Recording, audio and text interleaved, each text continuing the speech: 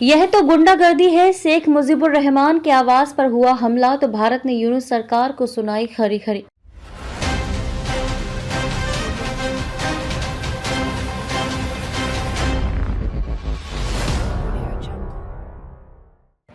बांग्लादेश की अपदस्थ प्रधानमंत्री शेख हसीना ने बुधवार रात 5 फरवरी आवामी लीग पार्टी के समर्थकों को संबोधित किया था।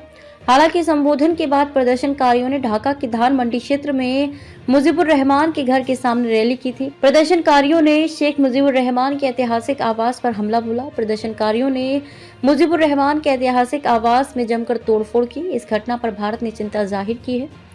बांग्लादेश की पूर्व प्रधानमंत्री शेख हसीना के पिता शेख मुजीबुर रहमान के ऐतिहासिक आवास पर बुधवार रात आगजनी और तोड़फोड़ की गई।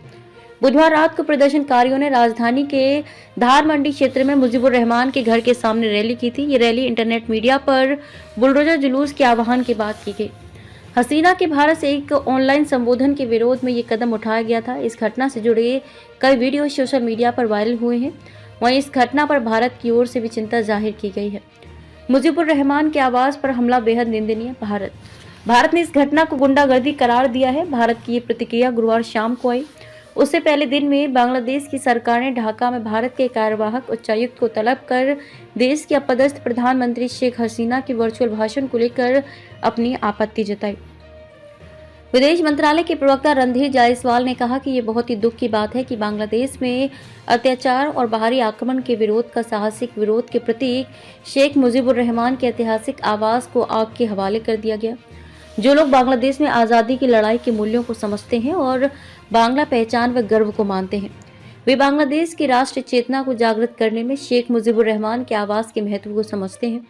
गुंडागर्दी की कार्यवाही की कड़े शब्दों में निंदा करनी चाहिए। आपको बता दें कि वर्तमान में मुजीबुर रहमान के आवास को संग्रहालय के तौर पर स्थापित किया गया था।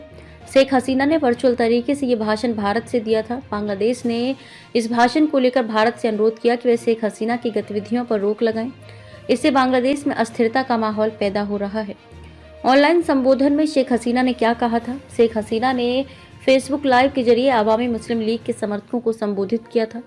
संबोधन के दौरान उन्होंने कहा कि उनकी हत्या के लिए बांग्लादेश में आंदोलन शुरू किया गया था। मोहम्मद यूनुस ने मुझे और मेरी बहन को मारने की योजना बनाई थी। शेख हसीना ने आगे कहा कि अगर अल्लाह ने मुझे इन हमलों के बावजूद भी जिंदा रखा है तो कुछ जरूर बड़ा काम करना होगा। अगर ऐसा नहीं होता है तो मैं इतनी बार मौत को मात नहीं दे पाती। उन्होंने सवाल उठाया था कि लोगों ने उनके घर को आग क्यों लगाई थी। मैं बांग्लादेश के लोगों से इंसाफ मांगती हूँ। क्या मैंने अपने मुल्क के लिए कुछ नहीं किया? हमारा इतना अपमान क्यों किया गया? आपको बता दें कि बांग्लादेश में तख्ता पलट के बाद प्रदर्शनकारियों ने शेख हसीना के आवास में तोड़फोड़ की थी। उनके घर में मौजूद सामानों को लूट लिया गया था। उनके घर को बुलडोजर से ढहा दिया गया। उन्होंने मोहम्मद यूनुस और उनके समर्थकों को चुनौती देते हुए कहा कि वो लोग राष्ट्रीय ध्वज संविधान को बुलडोजर से नष्ट कर सकते हैं, जिसे हमने लाखों शहीदों के जीवन की कीमत पर हासिल किया था। बुलडोजर से इतिहास नहीं मिट सकता।